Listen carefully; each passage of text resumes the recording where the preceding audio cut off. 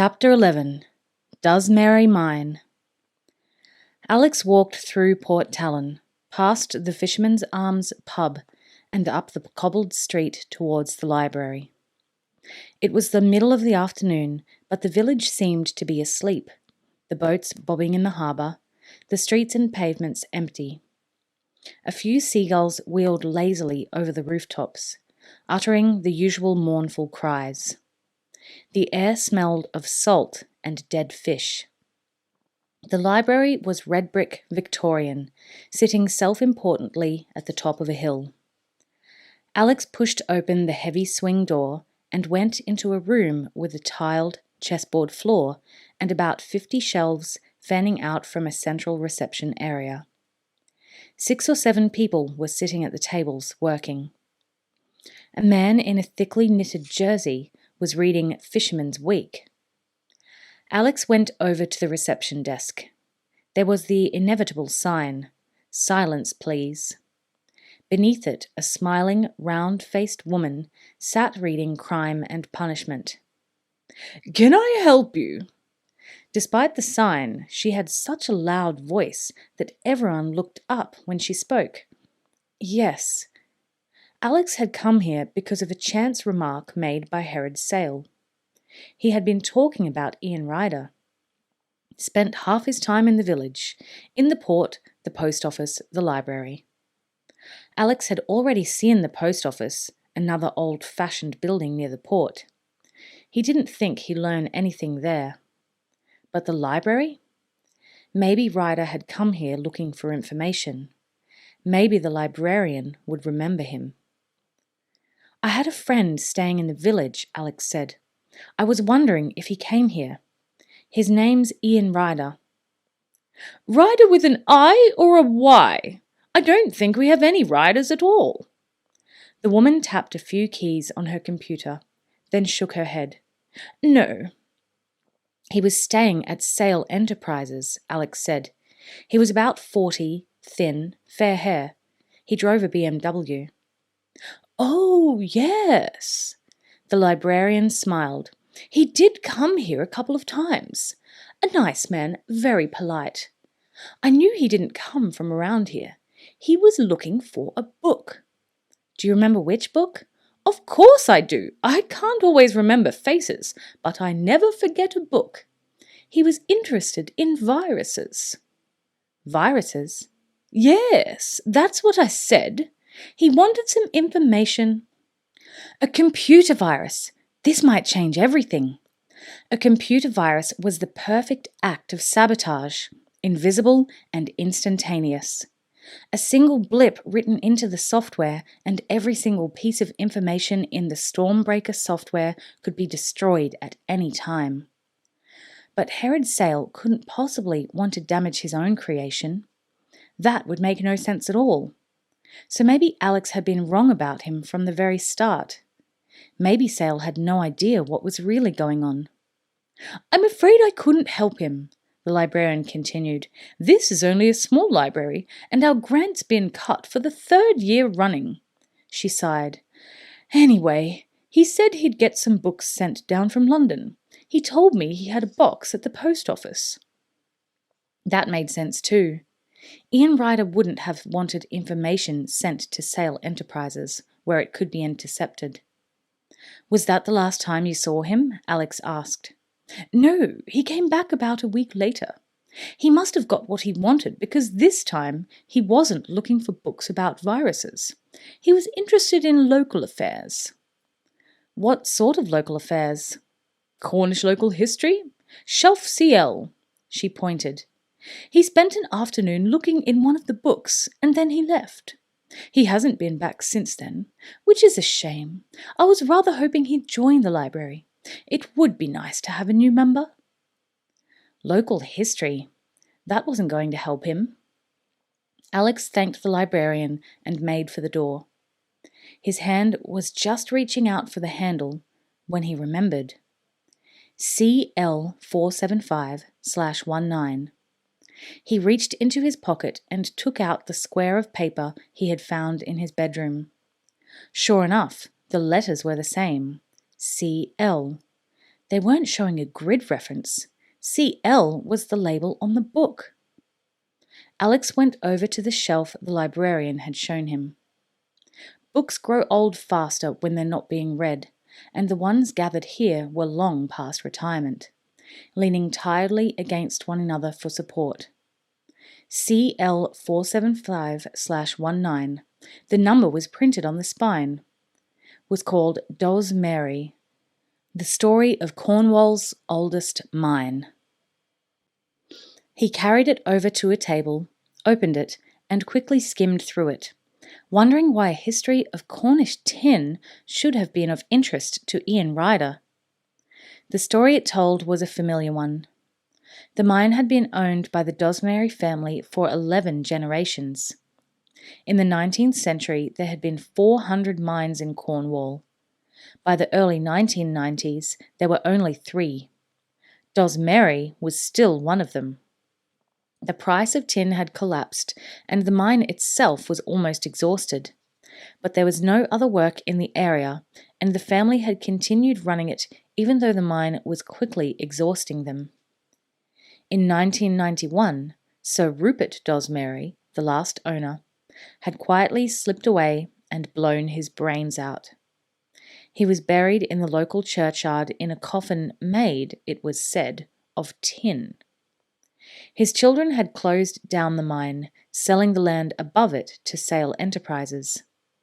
The mine itself was sealed off, with several of the tunnels now underwater.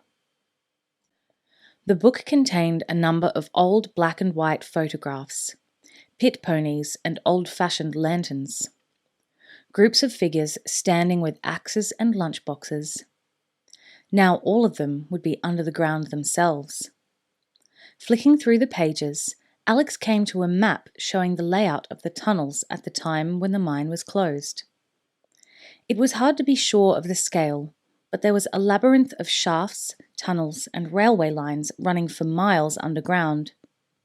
Go down into the utter blackness of the underground, and you'd be lost instantly. Had Ian Ryder made his way into Dosmary? If so, what had he found? Alex remembered the corridor at the foot of the metal staircase. The dark brown, unfinished walls and the light bulbs hanging on their wires had reminded him of something, and suddenly he knew what it was. The corridor must be nothing more than one of the tunnels from the old mine. Suppose Ian Ryder had also gone down the staircase. Like Alex, he had been confronted with the locked metal door and had been determined to find his way past it. But he had recognized the corridor for what it was, and that was why he had come back to the library. He had found a book on the Dosmary mine, this book. The map had shown him a way to the other side of the door, and he had made a note of it. Alex took out the diagram that Ian Ryder had drawn and laid it on the page, on top of the printed map. Holding the 2 sheets together, he held them up to the light. This was what he saw. The lines that Ian Ryder had drawn on the sheet fitted exactly over the shafts and tunnels of the mine, showing the way through. Alex was certain of it. If he could find the entrance to Dosmary, he could follow the map through to the other side of the metal door. 10 minutes later, he left the library with a photocopy of the page. He went down to the harbour and found one of those maritime stores that seemed to sell anything and everything. Here he bought himself a powerful torch, a jersey, a length of rope, and a box of chalk. Then he climbed back into the hills. Back on the quad, Alex raced across the cliff tops with the sun already sinking in the west. Ahead of him, he could see the single chimney and crumbling tower that he hoped would mark the entrance to the Kernwick shaft, which took its name from the ancient language of Cornwall. According to the map, this was where he should begin. At least the quad had made his life easier. It would have taken him an hour to reach it on foot. He was running out of time, and he knew it. Already the Stormbreakers would have begun leaving the plant, and in less than 24 hours, the Prime Minister would be activating them. If the software really had been infected with some sort of virus, what would happen? Some sort of humiliation for both Sale and the British government? Or worse? And how did a computer bug tie in with what he had seen the night before? Whatever the submarine had been delivering at the jetty, it couldn't be anything to do with computers. The silver boxes with their vacuum seals looked like something out of Star Wars. And you don't shoot a man for dropping a hard drive. Alex parked the quad next to the tower and went in through an arched doorway. At first he thought he must have made some mistake. The building looked more like a ruined church than the entrance to a mine. Other people had been here before him. There were a few crumpled beer cans and old crisp packets on the floor, and the usual graffiti on the walls. JRH was here. Nick loves Cass. Visitors leaving the worst parts of themselves behind in fluorescent paint. His foot came down on something that clanged, and he saw that he was standing on a metal trapdoor set into the concrete floor. Grass and weeds were sprouting round the edges, but putting his hand against the crack, he could feel a draft of air rising from below. This must be the entrance to the shaft. The trapdoor was bolted down with a heavy padlock, several centimetres thick. Alex swore under his breath. He had left the zit cream back in his room. The cream would have eaten through the bolt in seconds, but he didn't have the time to go all the way back to Sale Enterprises to get it. He knelt down and shook the padlock in frustration. To his surprise, it swung open in his hand. Somebody had been here before him. Ian Ryder, it had to be. He must have managed to unlock it and hadn't fully closed it again so that it would be ready when he came back. Alex pulled the padlock out and grabbed hold of the trapdoor. It took all his strength to pull it up, and as he did so, a blast of cold air hit him in the face.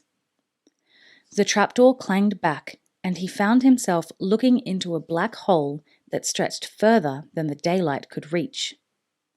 Alex shone his torch into the hole. The beam went about 50 metres, but the shaft went further. He found a pebble and dropped it in. At least 10 seconds passed before the pebble rattled against something far below. A rusty ladder ran down the side of the shaft. Alex checked that the quad was out of sight, then looped the rope over his shoulder and shoved the torch into his belt. He didn't enjoy climbing into the hole. The metal rungs were ice cold against his hands, and his shoulders had barely sunk beneath the level of the ground before the light was blotted out, and he felt himself being sucked into a darkness so total that he couldn't even be sure he had eyes. But he couldn't climb and hold onto the torch. He just had to feel his way, a hand, then a foot, descending further and ever further until at last his heels struck the ground and he knew he had reached the bottom of the Kernwick shaft. He looked up. He could just make out the entrance he had climbed through, small, round, as distant as the moon. Breathing heavily, trying to fight off the sense of claustrophobia, he pulled out the torch and flicked it on. The beam leapt out of his hand, pointing the way ahead and throwing pure white light onto his immediate surroundings. Alex was at the start of a long tunnel, the uneven walls and ceiling held back by wooden beams. The floor was already damp, and a sheen of salt water hung in the air. It was cold in the mine. He had known it would be, and before he moved, he pulled on the jersey he had bought, then chalked a large X on the wall. That had been a good idea too. Whatever happened down here, he wanted to be sure he could find the way back. At last he was ready. He took 2 steps forward, away from the vertical shaft, and into the start of the tunnel, and immediately felt the weight of the solid rock, soil, and remaining streaks of tin bearing down on him. It was horrible here. It really was like being buried alive, and it took all his strength to force himself on. After about 50 paces, he came to a second tunnel, branching off to the left. He took out the photocopied map and examined it in the torchlight. According to Ian Ryder, this was where he had to turn off. He swung the torch round and followed the tunnel, which slanted downwards, taking him deeper and deeper into the earth. There was absolutely no sound in the mine apart from his own rasping breath, the crunch of his footsteps, and the quickening thud of his heart. It was as if the blackness was wiping out sound as well as vision. Alex opened his mouth and called out, just to hear something. But his voice sounded small and only reminded him of the huge weight above his head. This tunnel was in bad repair. Some of the beams had snapped and fallen in as he passed. A trickle of gravel hit his neck and shoulders, reminding him that the Dosmary mine had been kept locked for a reason. It was a hellish place. It could collapse at any time. The path took him ever deeper. He could feel the pressure pounding in his ears, and the darkness seemed even thicker and more oppressive. He came to a tangle of iron and wire, some sort of machine long ago buried and forgotten. He climbed over it too quickly, cutting his leg on a piece of jagged metal. He stood still for a few seconds, forcing himself to slow down. He knew he couldn't panic. If you panic, you'll get lost. Think what you're doing. Be careful, one step at a time. Okay. He whispered the words to reassure himself, then continued forward. Now he emerged into a sort of wide circular chamber, formed by the meeting of 6 different tunnels, all coming together in a star shape. The widest of these slanted in from the left with the remains of a railway track. He swung the torch and picked out a couple of wooden wagons, which must have been used to carry equipment down or tin back up to the surface. Checking the maps, he was tempted to follow the railway, which seemed to offer a shortcut across the route that Ian Ryder had drawn. But he decided against it. His uncle had turned the corner and gone back on himself. There had to be a reason. Alex made another 2 chalk crosses, one for the tunnel he had left, another for the one he was entering. He went on. This new tunnel quickly became lower and narrower until Alex couldn't walk unless he crouched. The floor was very wet here, with pools of water reaching his ankles. He remembered how near he was to the sea, and that brought another unpleasant thought. What time was high tide? And when the water rose, what would happen inside the mine? Alex suddenly had a vision of himself trapped in blackness with the water rising up his chest, his neck, over his face. He stopped and forced himself to think of something else. Down here on his own, far beneath the surface of the earth, he couldn't make an enemy of his imagination. The tunnel curved, then joined a second railway line, this one bent and broken, covered here and there in rubble which must have fallen from above. But the metal tracks made it easier to move forward, picking up and reflecting the torch. Alex followed them all the way to a junction with the main railway. It had taken him 30 minutes, and he was almost back where he had started. But, shining the torch around him, he saw why Ian Ryder had sent him the long way round. There had been a tunnel collapse. About 30 metres up the line, the main railway was blocked. He crossed the tracks, still following the maps, and stopped. He looked at the paper, then again at the way ahead. It was impossible, and yet there was no mistake. He had come to a small, round tunnel dipping steeply down. But after 10 metres, the tunnel simply stopped, with what looked like a sheet of metal barring the way. Alex picked up a stone and threw it. There was a splash. Now he understood. The tunnel was completely submerged in water as black as ink. The water had risen up to the ceiling of the tunnel so that, even assuming he could swim in temperatures that must be close to zero, he would be unable to breathe. After all his hard work, after all the time he had spent underground, there was no way forward. Alex turned. He was about to leave, but even as he swung the torch around, the beam picked up something lying in a heap on the ground. He went over to it and leaned down. It was a diver's dry suit, and it looked brand new. Alex walked back to the water's edge and examined it with the torch. This time he saw something else. A rope had been tied to a rock. It slanted diagonally into the water and disappeared. Alex knew what it meant. Ian Ryder had swum through the submerged tunnel. He had worn a dry suit, and he had managed to fix a rope to guide him through. Obviously, he had planned to come back. That was why he had left the padlock open. It seemed that once again Alex had been helped by the dead man. The question was, did he have the nerve to go on? He picked up the dry suit. It was too big for him, although it would probably keep out the worst of the chill.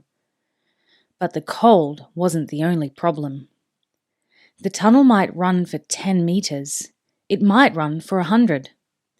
How could he be sure that Ian Ryder hadn't used scuba equipment to swim through? If Alex went down there, into the water, and ran out of breath halfway, he would drown. Pinned underneath the rock in the freezing blackness. He couldn't imagine a worse way to die. But he had come so far, and according to the map, he was nearly there. Alex swore. This was not fun. At that moment, he wished he had never heard of Alan Blunt, Sail Enterprises, or the Stormbreaker. But he couldn't go back. If his uncle had done it, so could he. Gritting his teeth, he pulled on the dry suit. It was cold, clammy, and uncomfortable. He zipped it up. He hadn't taken off his ordinary clothes, and perhaps that helped. The suit was loose in places, but he was sure it would keep the water out. Moving quickly now, afraid that if he hesitated he would change his mind, Alex approached the water's edge. He reached out and took the rope in one hand. It would be faster swimming with both hands, but he didn't dare risk it. Getting lost in the underwater tunnel would be as bad as running out of air. The result would be exactly the same. He had to keep hold of the rope to allow it to guide him through. Alex took several deep breaths, hyperventilating and oxygenating his blood, knowing it would give him a few precious extra seconds. Then he plunged in. The cold was ferocious, a hammer blow that nearly forced the air out of his lungs. The water pounded at his head, swirling round his nose and eyes. His fingers were instantly numb. His whole system felt the shock, but the dry suit was holding, sealing in at least some of his body warmth. Clinging to the rope, he kicked forward. He had committed himself. There could be no going back. Pull, kick, pull, kick. Alex had been underwater for less than a minute, but already his lungs were feeling the strain. The roof of the tunnel was scraping his shoulders, and he was afraid that it would tear through the dry suit and gouge his skin as well. But he didn't dare slow down. The freezing cold was sucking the strength out of him. Pull and kick, pull and kick. How long had he been under? 90 seconds? 100? His eyes were tight shut, but if he opened them, there would be no difference. He was in a black, swirling, freezing version of hell, and his breath was running out. He pulled himself forward along the rope, burning the skin off the palms of his hands.